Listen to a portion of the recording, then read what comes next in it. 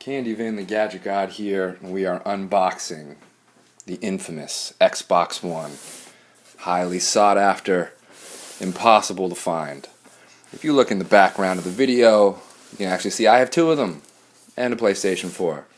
No big deal, whatever. So let's open up this beautiful puppy. And if you don't love puppies, you're a terrible person. So I just broke the seal right here, right before I opened it, to try to speed up the unboxing a tiny bit. We're going to open up this massive box, and I'm going to do the best job I can to get everything in the frame for you. So, when you peek in here from this angle, you can see this just looks like some plain cardboard on the Day 1 edition, which I did another unboxing video of. This is actually all premium. It's not just white cardboard. It's like this black, kind of shiny premium cardboard. So, not a big deal, but just a difference I wanted to point out.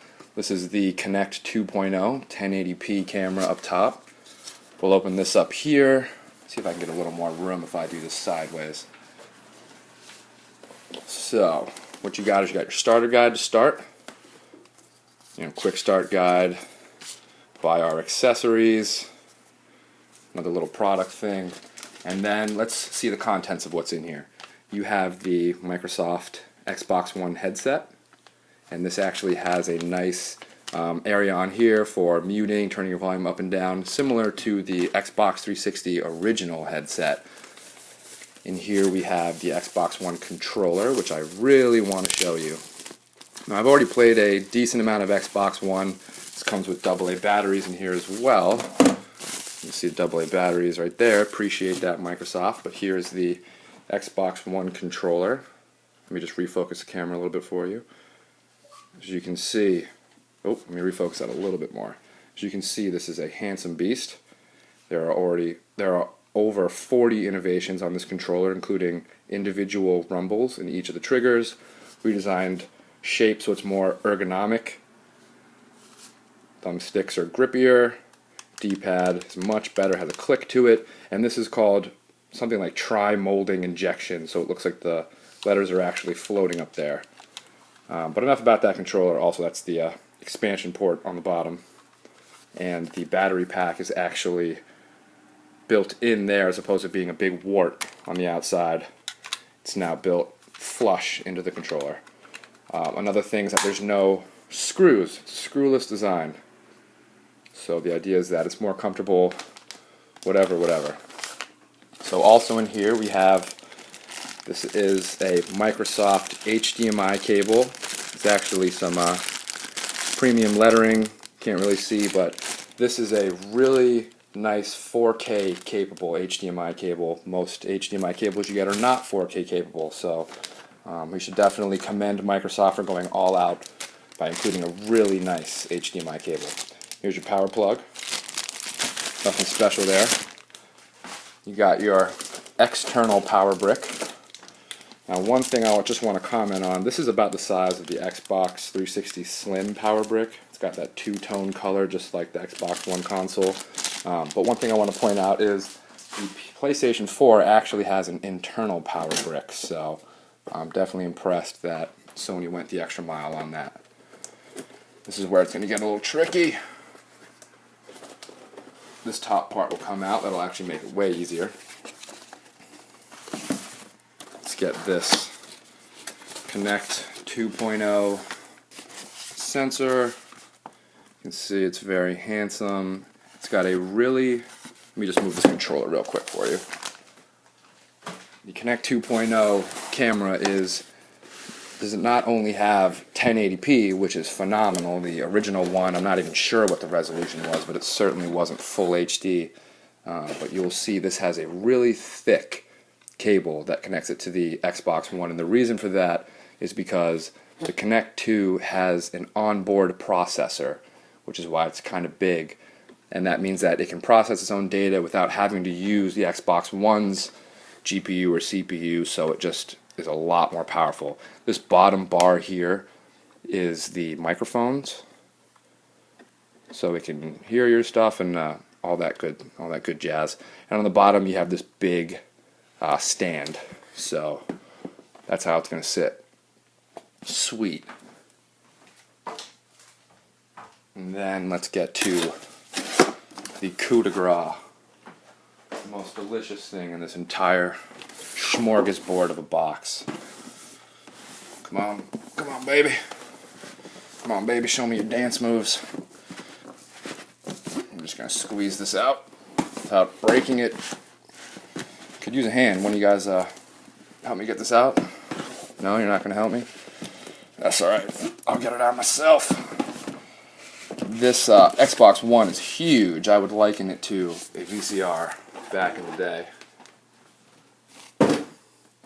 And now let's take this gentleman out of his handsome protective packaging. Got some tape here. We're just going to very gently remove this tape. Oh, we're getting peeks at it. Look at that.